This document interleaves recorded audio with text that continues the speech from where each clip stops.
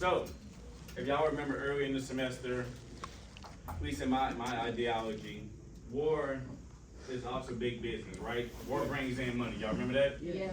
Awesome. So, one of the main things that Georgia was able to do was help in World War One. This is one of the reasons, or one of the reasons why we were so successful in this war. If y'all would, go ahead and read these 5 vocabulary words at the bottom, everybody. Victory gardens, quarantine, supplies, installations, and war bonds. War bonds. If any of y'all grandparents or great-grandparents have war bonds now, they probably are worth enough to actually pay for your college. What is war bonds? Tell me. War bonds is kind of like a stock. Oh. Like if you buying part of a company, but it's not you buying part of the military. It's kind of like you, back then you can invest in the military Yeah. and they will pay you back. So if you still have war bonds today, you definitely have a good amount of money coming your way. So, Georgia made several contributions to the U.S. war effort during World War I. The state supported 5 major federal military, what can go right there? Installations, good job. Installations / bases. Does anybody know any military bases here in the state already? Yes. What's that one place? Fort Skevringe, or whatever that one was called. I saw it. I forgot the name. Near Savannah, or near the Tennessee border. They're probably Army bases. Oh, Army base. I don't know. All I know is the Air Force. We got Dobbins, we got Warner Robins, and we got a lot more here. Oh, I thought you were talking about military bases. Yeah, those are military bases. Oh. All right. Go back up.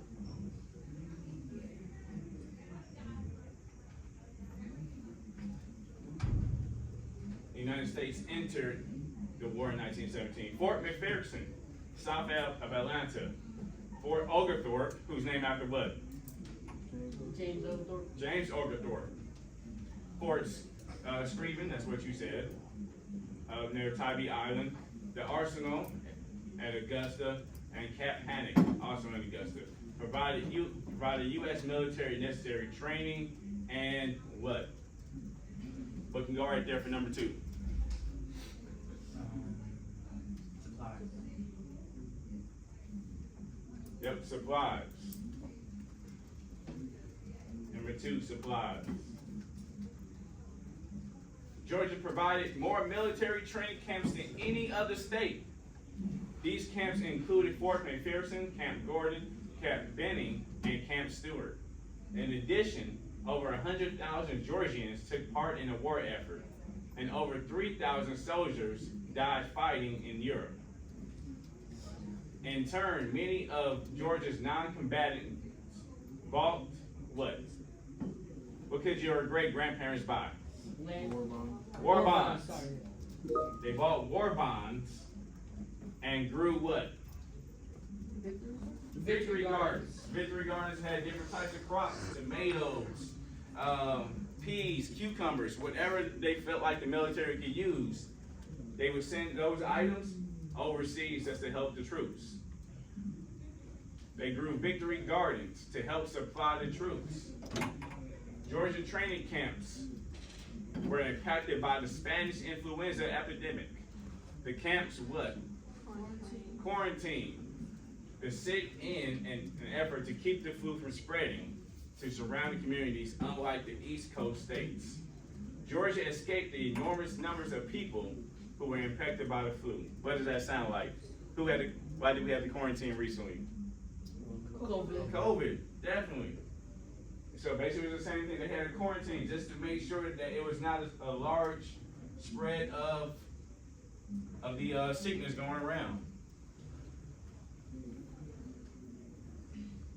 All right. We'll go ahead and we'll go to this slide right here, a little bit more about the economy, because this is what, even before we got to World War I, again, Georgia was in a Great Depression. And look, I'm gonna say, look, we had war, but the war did bring us out of the Depression. So I'll give y'all another 5 minutes to review for this part, to go over this slide by yourself. Again, Again, we got 5 vocabulary words, which are what? Insurance, savings, drought, world, Words we should all know. Go ahead and take 5 minutes and try to knock out this slide, everybody.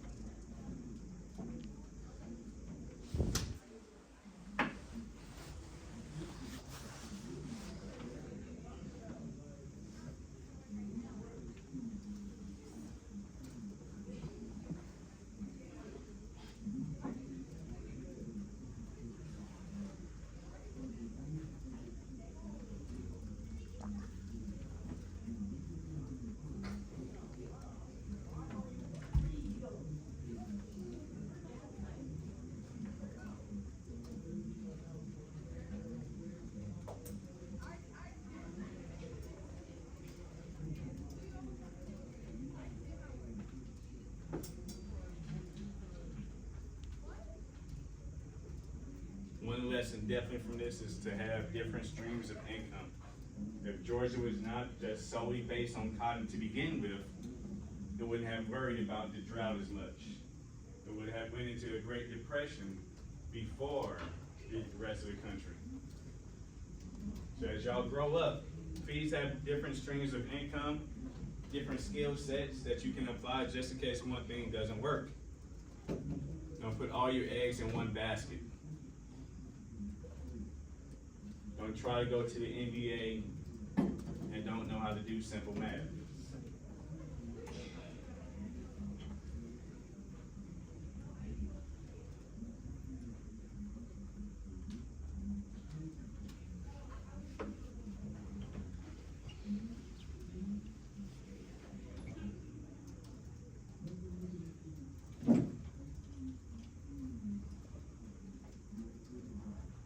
I tried to find a boll weevil like I did these silkworms.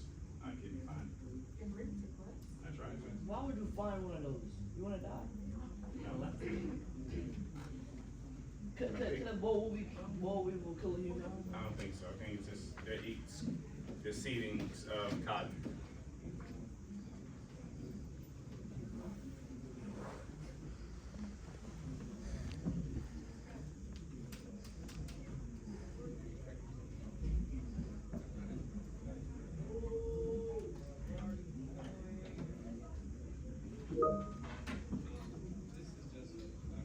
Does everybody have number 1?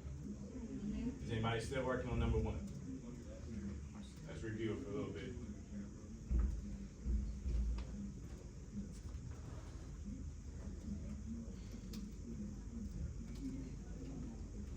Though Georgia, a predominantly what? Rural state, was already suffering from depression due to the drought and boll weevil. The economic boom experienced by the rest of the United States ended with the stock market crash of 1929. In this downturn, stockholders lost over $40 billion and businesses were never able to recover from these losses throughout the 1930s. However, a series of other factors led to the continuation of a worldwide depression in almost a decade. Some of the other economic factors that led to the Great Depression were bank failures. During the 1920s and 1930s, there was no insurance. Yes, if you go to a bank right now, they have something called FDIC that protects your money. So if something happens, your money is insured, I think, up to $100,000. Protecting deposits. If enough of the bank's customers try to withdraw their money, the bank will eventually run out of money. This was called a bank failure. How much money do y'all think are in banks? Like millions. Nope. Huh? Nope. Billions. If you went to your local Chase or Bank of America Like bank. a couple hundred thousands? Nope. Thousands? Infinity? Nope. How much? No more than $7,000 are in the banks right now. Especially we are in a really digital world. So if everybody went there to get their money, the banks would have no money right now. Your money's more digital than anything. Everybody has debit cards, right? Yeah. Those even with Cash App have a Cash App card. Y'all have never seen any money come straight from Cash App. No hard, concrete money, have y'all? No. All digital, Unless you pull it out. unless you pull it out. But then they charge you a fee. All right, so who knows how banks work? What you got? How do you think banks work? Banks, they work. You put your money in your bank, Mhm. and anytime you need your money or you want to put money in your bank, you go and deposit it or you withdraw it. So how do banks make money? By you giving them, or by people signing up for a credit card or a debit card. Credit cards is one of them, definitely. So every time you deposit, let's say I take $5,000 to Bank of America, right? Yeah. They're going to use my $5,000 whenever somebody asks to take out a loan. They're gonna loan the people out part of my $5,000. Why can they do that? Because the loan, when people pay back loans, do they pay them back just as is?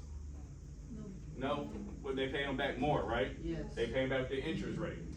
So that's how they borrow our money to loan out, so people pay back with more. That way they feel like, oh, your money's secure, don't worry about it. But nonetheless, though, they didn't have this system back in the 1920s and 1930s. That's why we had bank failures. They were just taking out loans, and people they didn't have the credit system yet. There was a lot of things that were different back then. All right. So I can take a loan out and buy a car right now. If you have good credit. I don't know if you have good credit or not. I don't have credit. Yeah, then they probably won't give you a loan. Or if they did, they would give you a loan with a high interest rate. Anything with a high interest rate, y'all don't want to really get if y'all can avoid it. Anything with a car, anything like over 6% is pretty high. I done heard tales of people paying 25% interest. So they're basically paying a car and another fourth of the car. So just be careful that as y'all grow up, watch that interest rate. Just don't sign on the dotted line because it look nice. Just because something look nice, I mean it's worth it. The bank would eventually run out of money. This was called bank failure. After the stock market crash, this actually happened and many banks failed in the early 1930s. In turn, many people lost their life savings. Those banks that managed to stay in business were hesitant or afraid about making loans, thus slowing down the purchasing power of big businesses and individual